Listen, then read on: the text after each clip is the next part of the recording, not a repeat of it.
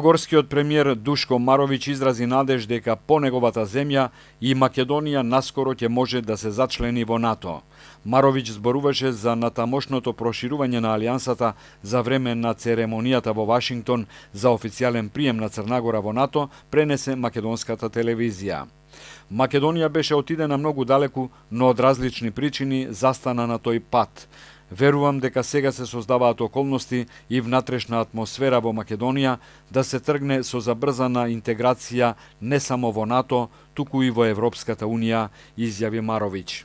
Генералниот секретар на НАТО Јанс Столтенберг исто така најави дека Македонија и Босна и Херцеговина можат да бидат примени во НАТО ако ги спроведат потребните реформи. Вратата на НАТО е отворена за државите што се способни за реформи, да го спроведуваат владењето на правото и да ги модернизираат институциите на одбраната, изјави Столтенберг. Премиерот Зоран Заев испрати честитка до неговиот црногорски колега Душко Марковиќ за приемот на Црнагора во НАТО. Примерот што го дава Црнагора е порака дека ако има политичка волја и граѓанска свест за важноста на потребните реформски процеси, тогаш нивното исполнување се реализира со потребната динамика и тоа ги отвора перспективите и за луѓето и за државата, се вели во честитката на Заев.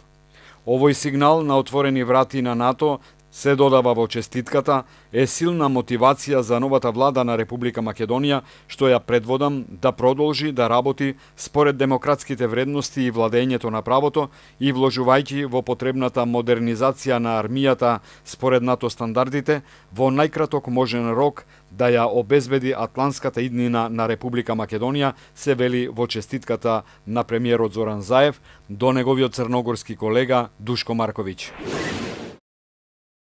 Националниот младински совет на Македонија ја поздрави одлуката на новото парламентарно мнозинство за укинување на екстерното тестирање, кое во изминатите години се покажа како реформа која го крши законот за средно образование и не ги инкорпорира 4 параметри за оценување одредени од Бирото за развој на образованието, се вели во соопштението испратено до медиумите.